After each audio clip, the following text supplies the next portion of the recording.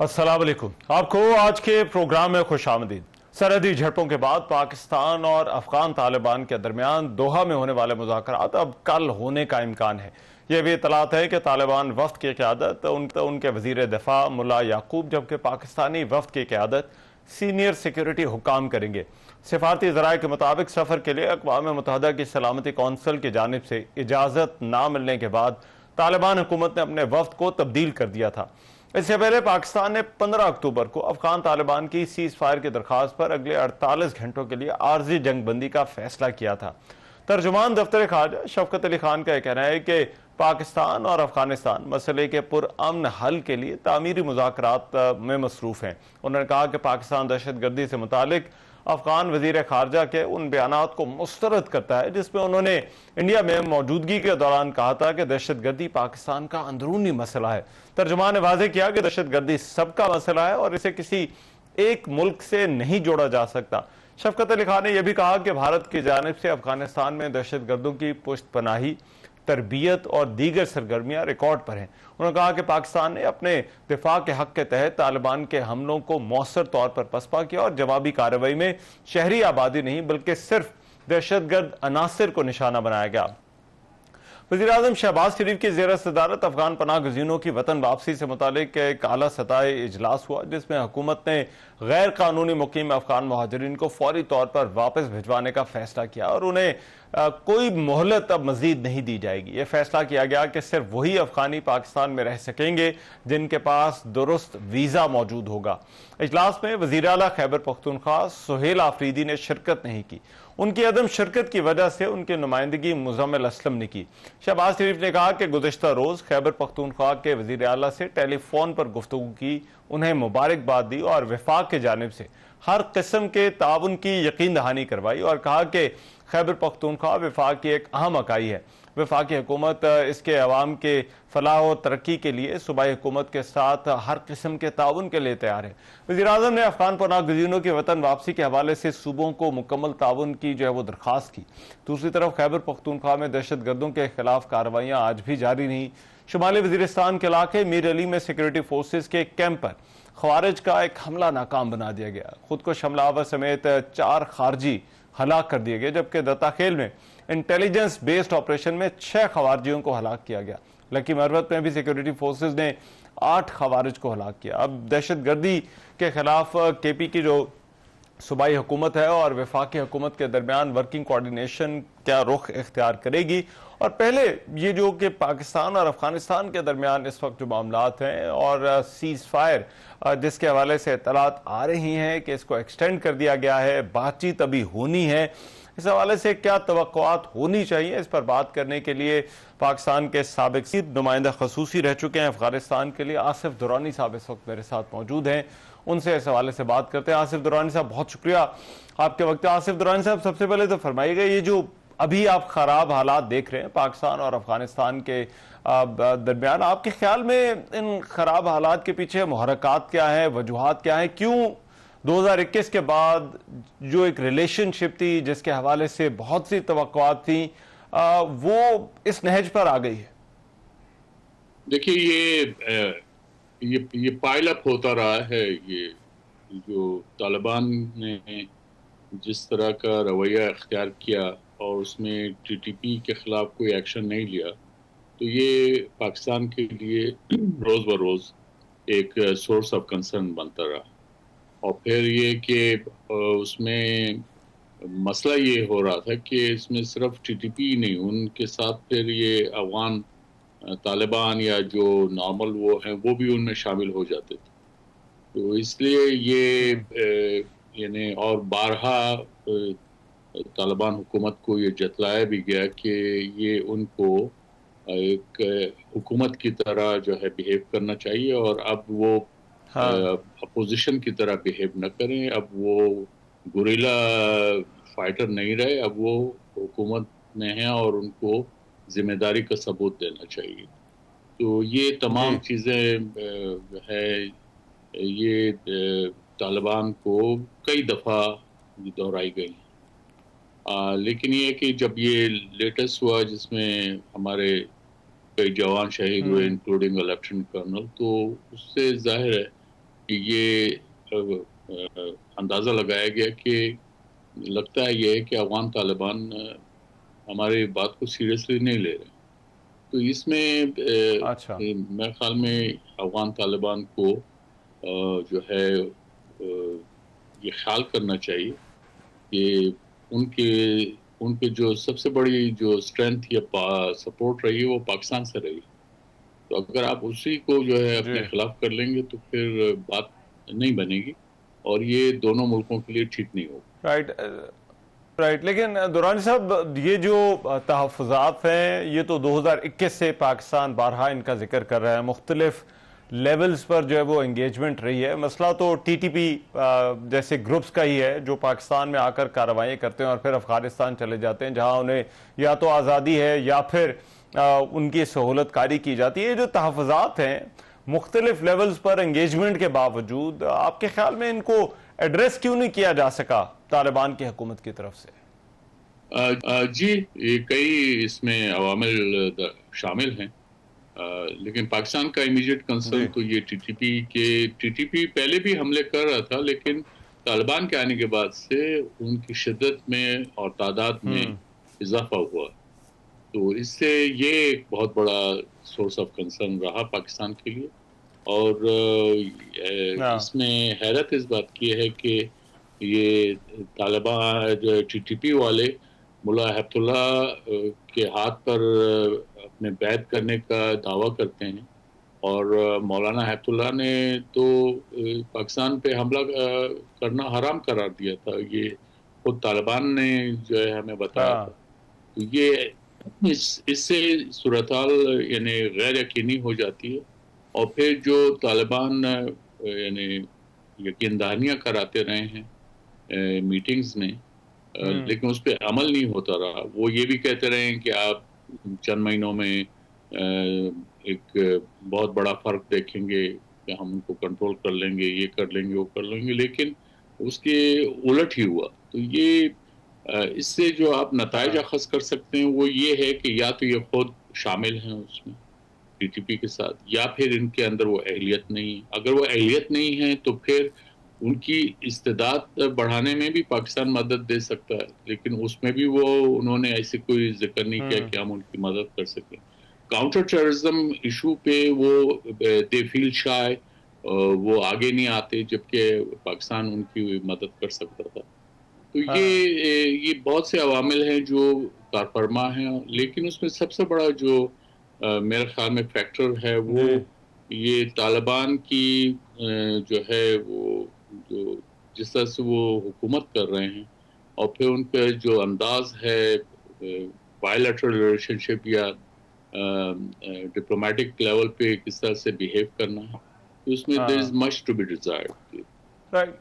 Right, लेकिन दुरानी साहब, ये जो वजीर दिफा ने बात की है, उन्होंने कुछ इंटरव्यूज में कहा कि पाकिस्तान को गारंटी देने को ये तैयार नहीं थे। वर्बली तो जैसे आपने कहा कि यकीन दहानियाँ कराएंगे, लेकिन गारंटी नहीं दी जाती थी कि ये जो दहशतगर्द हैं ये पाकिस्तान का रुख जो है वो नहीं करेंगे या अफगानिस्तान की सरजमीन जो है वो इस्तेमाल नहीं होगी। तो आपके ख्याल में जो आपका भी एक्सपीरियंस रहा है, ये गारंटी देने से क्यों जो है वो कतराती रही है तालिबान की हुकूमत?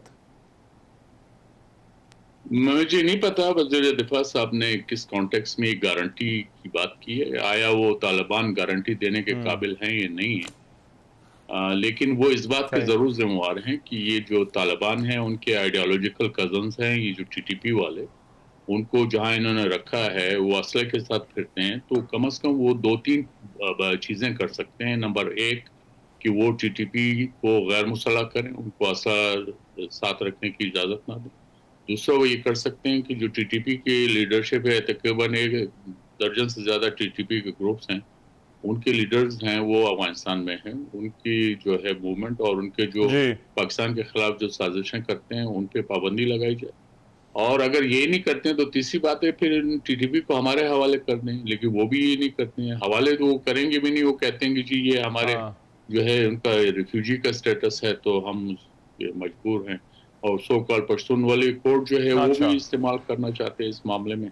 हाँ। हालाँकि पश्तूनवाली की सही। स्पिरिट के खिलाफ है ये, क्योंकि ये वो लोग हैं जो आके कत्ल गारत का जो है काम करते हैं पाकिस्तान आके। तो इसलिए ये अवामिल मैंने जो आपसे अर्ज किया, ये अफगान तालिबान को इस पे गौर करना चाहिए और अमल करना चाहिए। गारंटी तो खुद ही हो जाएगी जब इनकी मूवमेंट जो है रिस्ट्रिक्ट हो जाएगी, उनको गैर मुसल्लह आप कर दोगे। राइट। और भारत का जो इस सारे मामले में किरदार है आसिफ दुरानी साहब, अब ये तो दौरा है और ये मामला तो ज़ाहिर बात है पाकिस्तान और अफगानिस्तान के दरमियान कुछ अरसे से जो वो चल रहे हैं, लेकिन इसकी टाइमिंग और इसकी जो ऑप्टिक्स है वो बड़ी सिग्निफिकेंट है। आप इसको किस तरह से जो है वो देखते हैं? देखिए, इंडिया का जो असल मतमा नज़र है वो पाकिस्तान पे प्रेशर डालना है। अफगानिस्तान को उन्होंने हमेशा यूज़ किया है, अफगान सॉइल को यूज़ किया है। वो यानी ये इस वक्त जो हिंदुत्व डिस्पेंसेशन है वो एंटी मुस्लिम है, but to talk of Taliban. और उनके जो इंडिया के जो सिलेबस है उसमें जो है वो अफगान जो है वो इन्वेडर्स कहलाते हैं। तो इसलिए उन्होंने अपनी तारीख बदल थोड़ी दी है। तो वो उनके को अफगानों की मोहब्बत में वो ये नहीं कर रहे, वो कर रहे हैं पाकिस्तान के साथ जो मखासमत है उसको करते हुए। तो जाहिर है उनका मॉडल्स ऑफ ऑपरेंडी तो ऑलरेडी है, यानी ये तालिबान के आने से पहले से है। वो टीटीपी को जो है through Afghan proxies financial assistance दे रहे थे। बीएलए और दूसरे बलूच ग्रुप्स हैं उनको भी जो है वो असिस्टेंस दे रहे हैं। और उसके लिए तो बीएलए वाले, मैं पहले भी कई दफ़ा कह चुका हूँ कि बीएलए वाले तो ओपनली कहते हैं कि हम इंडिया से सपोर्ट लेते हैं, इंडिया से हमें पैसे मिलते हैं और जो है दूसरे मटेरियल भी मिलता है। तो ये इंडिया का तो वो हमारे लिए कोई न्यूज़ नहीं है या कोई इंकशाफ की बात नहीं है। अच्छा। इंडिया ने आज से नहीं, ज़ाहिर शाह के ज़माने से जो है वो इसमें अफगान सॉइल को यूज़ किया है पाकिस्तान के खिलाफ। ठीक है, राइट। और आगे आपके ख्याल में अगर पाकिस्तान और अफगानिस्तान को बढ़ना है तो ये किस तरह से मुमकिन है? ये डिप्लोमेसी के जरिए मुमकिन है और एंगेजमेंट होनी चाहिए। और मैं फिर तकरार करूंगा कि हमारी लीडरशिप जो है उसको पहुंचना चाहिए, उनके साथ रीच आउट करे, उनके साथ बातचीत करे। बातचीत के जरिए ही मसला हल होगा। इसमें इसका जो फौजी हल है वो ड्यूरेबल नहीं होगा, बल्कि उससे और ज्यादा मुखासमतें बढ़ेंगी और ज्यादा जो है खून खराबा होगा। ये नहीं होना चाहिए। ठीक है, राइट। बहुत शुक्रिया। आसिफ दुरानी हमारे साथ मौजूद थे और बात कर रहे थे पाकिस्तान और अफगानिस्तान के दरमियान मामलात पर। प्रोग्राम में अभी एक ब्रेक शामिल करें, वापस आते हैं इस ब्रेक के बाद।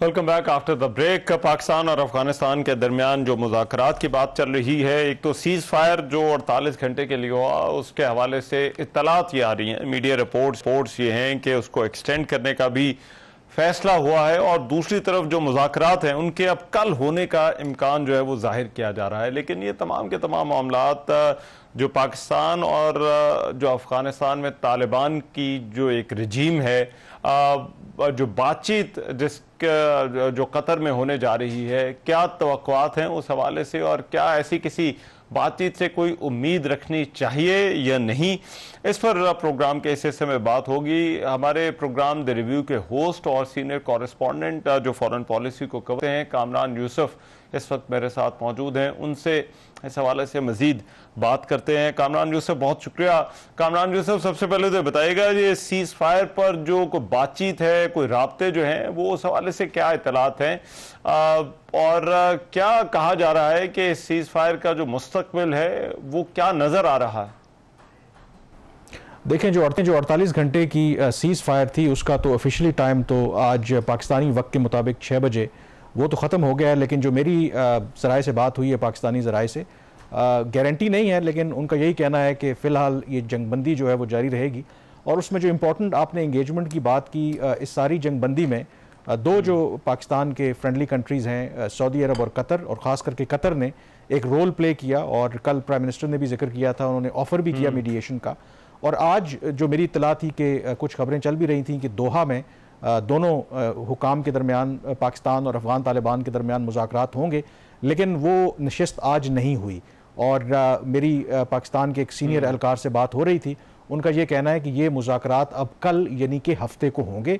तो अस्यूम यही किया जा रहा है कि टिल हफ्ते तक जो भी मुज़ाकरात होते हैं तो ये जो जंगबंदी है वो जारी रहेगी। लेकिन एट द सेम टाइम जो पाकिस्तानी हुकाम हैं वो कह रहे हैं कि इसकी गारंटी नहीं है, प्रोवाइडेड कि अगर अफ़गानिस्तान की साइड से कुछ होता है तो कुछ भी हो सकता है। तो तमाम जो नज़रें हैं अब वो कल जो दोहा में मुज़ाकरात होंगे पाकिस्तान और अफ़गान तालिबान के दरमियान, और उसमें बड़ा क्लियर है, सिंगल पॉइंट एजेंडा है पाकिस्तान की तरफ से, और एजेंडा क्लियर है कि TTP का क्या करना है।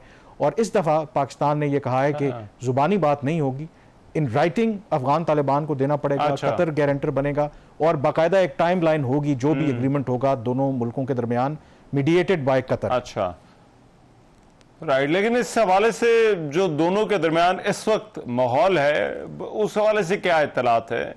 क्या जो है वो हालात मजीद खराबी की तरफ जा रहे हैं, या फिर जो है वो अफगानिस्तान का जो रजीम है वो कोई रिस्पांस या कोई तवज्जो देने को तैयार है कि TTP जैसे ग्रुप्स के हवाले से कुछ किया जा सकता है?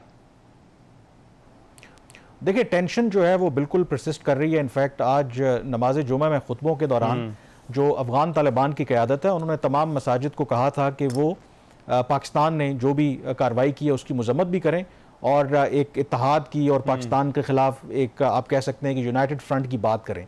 और दूसरा, कुछ इतलात ये भी आ रही हैं कि अफगान तालिबान की क़यादत के अंदर जो हार्ड लाइन तबका है वो तो ये एडवोकेट कर रहा है कि पाकिस्तान ने जो काबुल और कंधार पर हमले किए हैं उसके जवाब में हमें पाकिस्तान के साथ जो भी हमारे सिफारती ताल्लुकात हैं वो ख़त्म कर देने चाहिए। पाकिस्तान का जो डिप्लोमेटिक मिशन है उसको वाइंड अप कर देना चाहिए, अपने सफ़ीर को वापस बुला लेना चाहिए। ये तजावीज़ हैं। तो माहौल की अगर आप ओवरऑल बात करें, सीज़ फायर अपनी जगह पे बेशक होल्ड कर रही है, लेकिन माहौल जो है वो बहुत टेंस है अभी तरफ, और दोनों अतराफ से। और पाकिस्तान की भी अगर आप बात करें तो बड़ा क्लियर है पाकिस्तान की तरफ से मैसेज कि अब मामलात सिर्फ उसी सूरत में आगे बढ़ेंगे जब कोई टेंजिबल और सब्सटेंटिव जो स्टेप है अफगान तालिबान की हुकूमत लेगी। लेकिन दूसरी तरफ जो हार्ड लाइन तबका है वो भी मेरे ख्याल में अपनी जगह पे खड़ा हुआ है। इसमें आई थिंक बहुत हद तक जो रोल है वो जो फ्रेंडली कंट्रीज हैं, खास करके कतर वगैरह है, उसका होगा। और कल जो मुज़ाकरात होंगे उसके बाद आई थिंक पिक्चर क्लियर होगी। स्केप्टिसिज्म बहुत ज्यादा है कि शायद ये जो भी मुज़ाकरात हो रहे हैं at the end of the day ये एक फ्यूटाइल एक्सरसाइज हो, but still Pakistan is trying it's level best कि इसका कोई वे आउट निकल आए। ठीक है, लेकिन आपने जो फ्रेंडली कंट्रीज का जिक्र किया, कतर में मुज़ाकरात हो रहे हैं, लेकिन और भी बहुत सारे स्टेक होल्डर्स हैं जो इसके साथ इन्वॉल्व हैं। चीन है, रूस है, जो अफगानिस्तान के साथ जो मामलात हैं उनके साथ जो वो जुड़े हुए हैं। पाकिस्तान और अफगानिस्तान के दरमियान ये जो झड़पें हो रही हैं, इन ममालिक का क्या इस पर जो है वो रिएक्शन आ रहा है? देखें, जो बिल्कुल आप ठीक कह रहे हैं कि बहुत से जो अफगान तालिबान की इंगेजमेंट बहुत से रीजन के कंट्रीज के साथ भी है, गल्फ कंट्रीज के साथ भी है, लेकिन कतर इसलिए इंपॉर्टेंट है क्योंकि अगर इन तमाम ममालिक में देखें तो कतर की लेवरेज जो है वो सबसे ज्यादा है। और कतर ने ही होस्ट किए थे अफगान तालिबान और अमरीका के दरमियान मुज़ाकरात, दोहा जो मुआहदा जिसके जरिए अमरीकी और गैर मुल्की अफवाज का अफगानिस्तान से इनखला हुआ था। तो इसलिए आई थिंक कतर से बेहतर कोई मीडिएटर नहीं हो सकता था, गिवन के उनका जो इन्फ्लुएंस है और जो लेवरेज है अफगान तालिबान के ऊपर। लेकिन इसमें की क्वेश्चन यही है कि माजी में भी ऐसा नहीं है कि कतर पहली दफ़ा कोशिश कर रहा है, UAE ने भी कोशिश की, सऊदी अरब ने भी कोशिश की, चीन ने भी कोशिश की, उनके पास भी बहुत ज़्यादा लेवरेज थी कि इस इशू को किसी तरीके से हल करवाया जाए, लेकिन उसका कोई ख्वातिर ख्वाह नतीजा जो है वो नहीं निकला। और अगर अफगान तालिबान इन मुज़ाकरात में भी अपनी जो पोजीशन है उस पर कायम रहते हैं कि देखें ये पाकिस्तान का दाखिली मामला है, हम TTP को पनाह नहीं दे रहे, हम सपोर्ट नहीं कर रहे, तो फिर मेरे ख्याल में हालात जो हैं वो पॉइंट ऑफ नो रिटर्न पर तो ऑलरेडी जा चुके हैं। फर्दर उसमें एस्केलेशन होगी क्योंकि पाकिस्तान ने बड़ा वाजे कर दिया है। दो तीन चीज़ें, एक तो नए रूल्स ऑफ एंगेजमेंट तय हो गए हैं कि जो भी फ्यूचर में अटैक होगा पाकिस्तान में उसका फौरी तौर पर अफगानिस्तान के अंदर दहशतगर्दी के जो ठिकाने हैं उनका जवाब दिया जाएगा, और फिर डिस्टिंक्शन नहीं की जाएगी between Afghan Taliban and TTP। दूसरा, डिप्लोमेटिक सतह के ऊपर पाकिस्तान ने अब अफगान गवर्नमेंट को इंटरम गवर्नमेंट के बजाय अफगान रेजीम कहना शुरू कर दिया है। मतलब ये कि वो वहां पे एक इम्पोज्ड गवर्नमेंट है, मीन के उसकी कोई लेजिटिमेसी नहीं है। तो जब लेजिटिमेसी एक गवर्नमेंट की ना हो तो पाकिस्तान का ये ख्याल है कि वो पाकिस्तान को एक लाइसेंस प्रोवाइड करती है कि अगर अफगानिस्तान की टेरिटरी के अंदर कोई दहशतगर्दी के इस तरह के कैंप्स मौजूद हैं तो उनके खिलाफ कानूनी तौर पर भी वो कार्रवाई कर सकता है। तो क्लियरली यहाँ पर जो स्टेक्स हैं वो बहुत ज़्यादा हाई हैं और ये कतर का भी मेरे ख्याल में बहुत बड़ा ये इम्तिहान है, क्योंकि उनकी कहने के ऊपर ये मीडिएशन हो रही है। जी और राइट। और लास्टली बॉर्डर पर इस वक्त जो है वो क्या हालात है? बॉर्डर क्रॉसिंग्स बंद हैं, अगरचे बाद सुबह मीरली में जो है वो एक वाकया हुआ है, इसे सीज फायर की खिलाफ वर्जी ही कहा जा सकता है, लेकिन बॉर्डर के ऊपर जो मुख्तलिफ लेवल्स पर एंगेजमेंट होती है इस बॉर्डर की मैनेजमेंट के लिए, वहां पर इस वक्त जो है वो ऑन ग्राउंड क्या हालात हैं, क्या इतलात हैं? देखें, इंगेजमेंट के डिफरेंट लेवल्स होते हैं, एक इंटेलिजेंस लेवल के भी ऊपर होता है, गवर्नमेंट लेवल पे भी होता है, और फिर जाहिर है कि बॉर्डर के ऊपर दोनों अतराफ अगर फोर्सेज हैं तो इनकी फ्लैग मीटिंग्स और राब्ते इनके दरमियान रहते हैं और वो राब्ते भी अपनी जगह पे मौजूद हैं। इसका तो एक एस्पेक्ट है, लेकिन टेंशन है दूसरी तरफ। अगर आप तिजारत की बात करें, जो की बॉर्डर क्रॉसिंग्स हैं, तोरखम हो या फिर चमन हो, वो बंद है। और चमन को आज वन वे के लिए खोला गया था, तिजारत के लिए नहीं, किसी और मूवमेंट के लिए नहीं, बल्कि जो अफगान मुहाजिरीन पाकिस्तान से वापस जा रहे थे सिर्फ उनके लिए खोला गया है। और फिर अफगान जो ट्रांजिट ट्रेड है, क्योंकि अफगानिस्तान एक लैंड लॉक्ड कंट्री है, पाकिस्तान के जरिए दुनिया से तिजारत करता है, वो भी इस वक्त बंद है। और जो मेरी इत्तला है कि जब तक इन मसाइल का हल नहीं निकलता तो पाकिस्तान इसके हवाले से किसी भी तरह की कोई कंसेशन नहीं देगा। इनफैक्ट आज भी जो प्राइम मिनिस्टर ने एक मीटिंग चेयर की, उसमें आर्मी चीफ और चारों जो सूबाई जो क़यादतें वो भी शामिल थीं, और उसमें बड़ा वाज़े तौर पर जो लाइन ली गई है, पहले भी हमारा रेफ्यूजीज़ के हवाले से स्टांस क्लियर था कि तमाम रेफ्यूजीज़ को वापस जाना होगा। अब बड़ा क्लियर कर दिया है पाकिस्तान ने कि इर्रिस्पेक्टिव वो POR हो, नादरा से रजिस्टर्ड हो, UNHCR से रजिस्टर्ड हो, कोई भी अफगान मुहाजिर पाकिस्तान में नहीं रहेगा। जिसके पास सिर्फ वीज़ा होगा पाकिस्तान का वैलिड, वही सिर्फ पाकिस्तान में स्टे कर सकेगा। तो इससे क्लियरली आपको अंदाजा होता है कि पाकिस्तान जो मिलिट्री प्रेशर है उसको भी एक्सरसाइज कर रहा है, जो डिप्लोमेटिक प्रेशर है वो लेवरेज भी इस्तेमाल कर रहा है, and at the same time जो पाकिस्तान के पास एक ट्रेड की लेवरेज है उसको भी इस्तेमाल कर रहा है। पर्पस सिर्फ एक ही है कि अफगान तालिबान को बताया जाए कि TTP की पुष्ट पनाही बंद कर दें, नहीं करेंगे तो उनको ये प्राइस पे करनी पड़ेगी। राइट, बहुत शुक्रिया। कामरान यूसुफ हमारे साथ मौजूद थे और बात कर रहे थे, जो मुज़ाकरात की बात चली है दोहा में क्या बात हो सकती है। अब कल मुज़ाकरात होने का इम्कान है, देखिए इस मामले पर जो है वो आगे क्या पेशरफ्त होती है। एक ब्रेक शामिल कर रहा हूँ प्रोग्राम में, वापस आते हैं इस ब्रेक के बाद।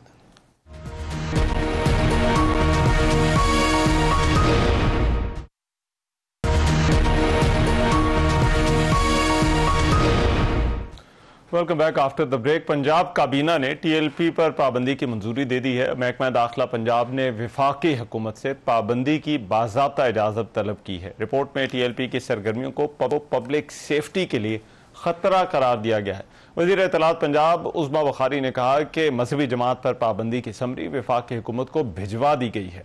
सूबाई वज़ीर ने यह भी कहा कि रियासत की रेट को चैलेंज करने वाले मजहब, मुल्क और पंजाब के हमदर्द नहीं। किसी पर भी इल्ज़ाम लगाकर उसको कत्ल कर दिया जाए तो ये नहीं हो सकता। उन्होंने कहा कि रियासत और हुकूमत ने फैसला किया है कि पाकिस्तान ऐसे एहतजाज का मुतहम्मिल नहीं हो सकता। उन्होंने ये भी कहा कि आज भी मजहबी जमात की जानिब से नमाज जुमा के बाद एहतजाज की कॉल दी गई थी। ताजिर बरादरी ने उनके एहतजाज की कॉल को रद्द कर दिया है। मजहबी जमात के मुमकिन एहतजाज के पेश नज़र दाता दरबार के एतराफ में कंटेनर्स पहुंचा दिए गए थे, जबकि रावलपिंडी और इस्लामाबाद में भी सिक्योरिटी हाई अलर्ट रखी गई थी।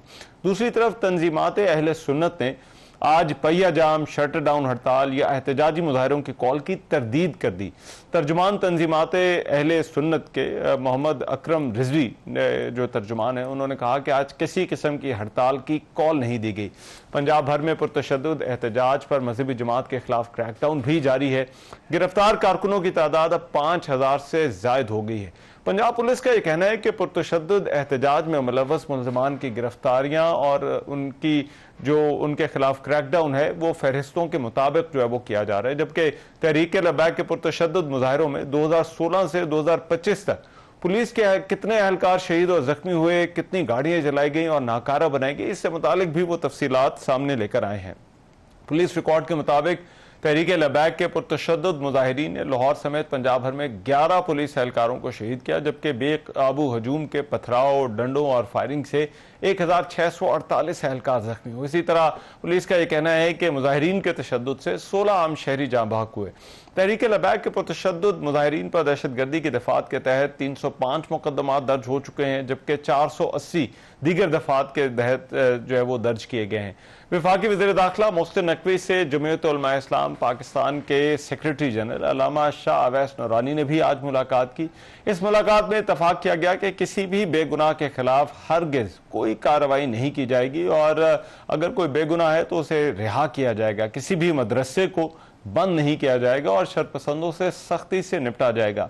इसके अलावा पंजाब हुकूमत ने बानी पीटीआई के एक्स अकाउंट से झूठे बयानिए के हवाले से जो है वो पीका एक्ट के तहत मुकदमा दर्ज करने का भी फैसला कर लिया है। अभी प्रोग्राम में एक ब्रेक शामिल करते हैं, वापस आते हैं इस ब्रेक के बाद।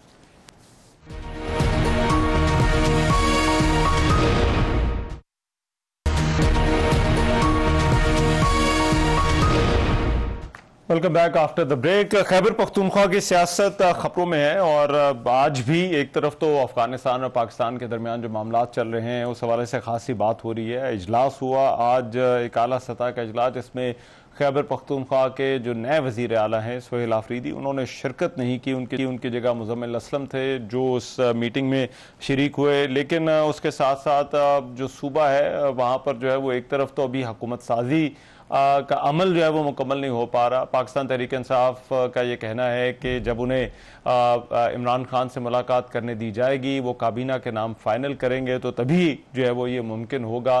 लेकिन साथ ही साथ वहाँ पर जो इस वक्त जो ऑपरेशन है उसके हवाले से भी खासी बहस चली है। जो खैबर पख्तूनख्वा की जो सियासत है इसको अपोजिशन किस तरह से देखती है, जो कुछ अभी हो रहा है। इख्तियार वली खान साहब मेरे साथ मौजूद हैं, वज़ीर आज़म के कोऑर्डिनेटर इत्तलात हैं, उनसे इस हवाले से मज़ीद बात करते हैं। इख्तियार वली साहब बहुत शुक्रिया आपके वक्त। इख्तियार वली साहब, सबसे पहले तो आज आपने एक प्रेस कॉन्फ्रेंस की और उस पर आपने कहा कि खैबर पख्तूनख्वा के वज़ीर आला को शिरकत करनी चाहिए थी आज की मीटिंग के अंदर। आप इसको किस तरह से देखते हैं? उनका तो ये कहना है कि उनका मुतालबा है कि एक मुलाकात करवा दी जाए, खैबर पख्तूनख्वा में काबीना भी बन जाएगी और बाकी मामला भी जो है वो आगे चलेंगे। तो ये क्या वाकई मुश्किल काम है? बिस्मिल्लाहिर्रहमानिर्रहीम। बहुत शुक्रिया रहमान साहब। देखिए, आज का जो इजलास था वज़ीर-ए-आज़म हाउस में, उसका जरा पहले एजेंडा देख लें। सबसे पहले सूबों में गंदम और आटे की किल्लत, अफगानिस्तान के साथ मौजूदा सूरत हाल, जो उनके साथ सीज फायर हुआ है उसका मुस्तकबिल हो, सीज फायर एक्सटेंड हो या खत्म हो, उसके बाद क्या पॉलिसी अडॉप्ट करनी है, वो क्या उसके लिए हमारी तैयारी है, ये डिस्कस करना था। और थर्ड पर उसमें जो फ्लड इफेक्टिव हैं उनके लिए और जो फ्लड के तमाम नुकसानात हैं तमाम सूबों के, उसका तखमीना लेना और फिर उस पर आगे दुनिया से बात करना, IMF से, वर्ल्ड बैंक से, UN से।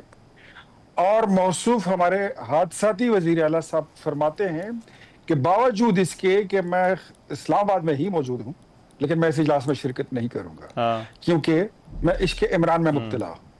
अब मतलब कैदी नंबर 800 चोर की जूतियां बनाना, पहनना, घुमाना, लश्कर कशी करेंगे, जेल पर कैदी को ऐसे छुड़ा के ले जाएंगे। देखें, ये है सियासी बातें।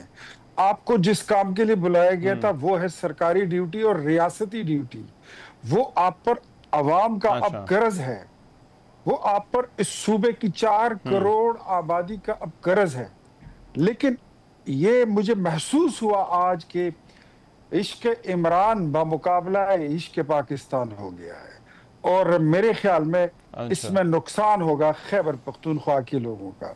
ऐसे नहीं होता। जब लेकिन देखिए, इस वक्त सूबे के लिए सबसे बड़ा मसला, देखिए इख्तियार वली साहब, सूबे के लिए सबसे बड़ा इस वक्त मसला जो है वो लॉ एंड ऑर्डर है, जो वहां पर दहशतगर्दी का सामना है। और शायद विफाक और सूबे के दरमियान, क्योंकि आप विफाक की भी नुमाइंदगी कर रहे हैं, इस वक्त सबसे बड़ा इशू ये है कि सिचुएशन को डील किस तरह से करना है। ऑपरेशन के मामले पर हुकूमत, जो सूबाई हुकूमत है, वो एक तरफ देख रही है, विफाकी हुकूमत की जो है वो अप्रोच एक और है। क्या कोई वर्किंग रिलेशनशिप, क्या कोई इत्तफाक राय हो सकता है, क्या कोई एंगेजमेंट हो सकती है कि इस पर कोई यकसू होकर आगे बढ़े कि ये जो दहशतगर्द हैं इनका क्या करना है? देखिए, इसको कहते हैं ना, बहुत बड़ा दिल और बहुत बड़ा गुर्दा। ये हमारा ही है कि इनकी हुकूमत को, इनके वजीर आला बनने को किसी पॉलिटिकल पार्टी ने एक्सेप्ट नहीं किया। कि इन्होंने जो रूल्स थे, रेगुलेशंस थे, कॉन्स्टिट्यूशन था, उसको फॉलो नहीं किया और उन्होंने अपनी मर्जी ठूस दी।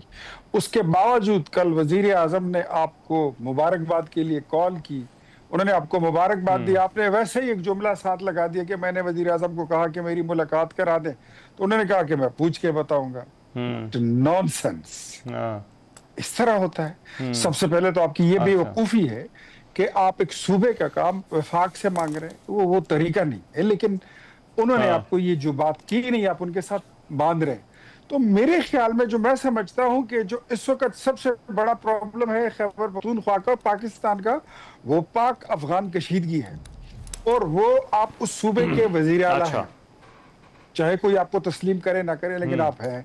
हादसाती तौर पर हैं, लेकिन आप हैं, ठीक है। तो आपकी अच्छा, मुझे एक और मामला जिस पर मैं आपकी राय चाहता हूँ, एक जुमला इख्तियार वली साहब जी, थोड़ा एक जुमला सुन लीजिए। कर लीजिए, कर लीजिए। मुलाकात इमरान से अगर आज नहीं हुई, कल हो जाएगी, परसों हो जाएगी, मुलाकात आपकी हो ही जाएगी। एक तरीकेकार होता है, उसको अडॉप्ट करना पड़ता है, तो मुलाकात आपकी हो जानी है।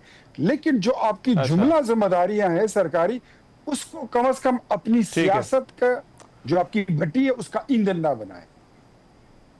अच्छा, अब एक और जो जिम्मेदारी जाहिर बात है, वहां पर ताउन जो है वो दरकार होगा वफाकी हुकूमत को भी। इसी इजलास में फैसला हुआ कि अफगान मुहाजिरीन अब सिर्फ वही रहेंगे जिनके पास जो है वो वीजा होगा।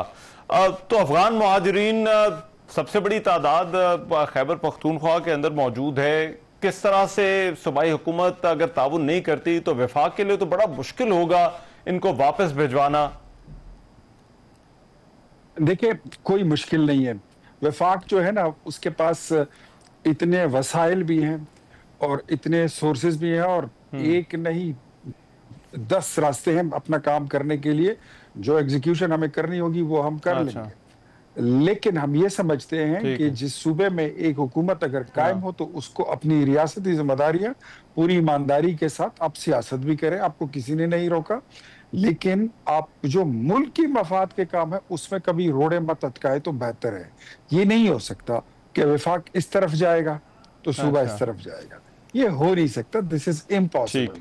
और अगर आप करेंगे तो मेरे ख्याल में आपका मुस्तकबिल जो है वो अली अमीन गंडापुर से भी शायद फिर बदतर ही हो और बड़ा शॉर्ट लिव और हो। वफाक और सूबे की वर्किंग कोऑर्डिनेशन का मुस्तकबिल आप क्या देख रहे हैं? जी सर, आप इस पे देखें ना, मैंने आपको बोला रहमान साहब के वजीर आजम ने सारी चीजों को एक साइड पर रखकर आपको मुबारकबाद के लिए कॉल की, आपको आज की मीटिंग के लिए दावत दी गई, और आपका एटीट्यूड ये है कि मैं इस्लामाबाद में मौजूद हूं लेकिन मैं इजलास में नहीं जाऊंगा।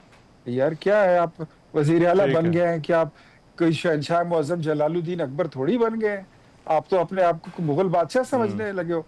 ऐसे तो नहीं होता। और आपकी सीरियसनेस है। सूबे के हालात देखें, सूबे के गवर्नर्स को देखें, लॉ एंड ऑर्डर को देखें, पाक अफगान कशीदगी को देखें, और सूबे की रिप्रेजेंटेशन कराई गई एक ऐसे बंदे की जिसका ताल्लुक इस सूबे से नहीं है, उसको मुशीरे खजाना बनाने के लिए कराची से, सिंध से इंपोर्ट किया गया था। इनके पास तो यहाँ पे अपना कोई वजीर खजाना भी नहीं था। उसको जो नॉन इलेक्टेड बंदा है इस वक्त वो डी नोटिफाई भी हो चुका है, उसकी मतलब कोई स्टैंडिंग नहीं है खैबर पख्तूनख्वा में, उसको केपी की रिप्रेजेंटेशन के लिए मीटिंग में भेज दिया। दिस शोज, ये बताता है कि खैबर पख्तूनख्वा की हुकूमत कितनी सीरियस है। ठीक, राइट, बहुत शुक्रिया। इफ्तिखार वली खान हमारे साथ मौजूद थे, वजीर आजम के कोऑर्डिनेटर इत्तलात खैबर पख्तूनख्वा बात कर रहे थे। प्रोग्राम से आज के लिए इतना ही। मेजबान रहमान अज़हर को इजाजत दीजिए, अल्लाह ने के बाद।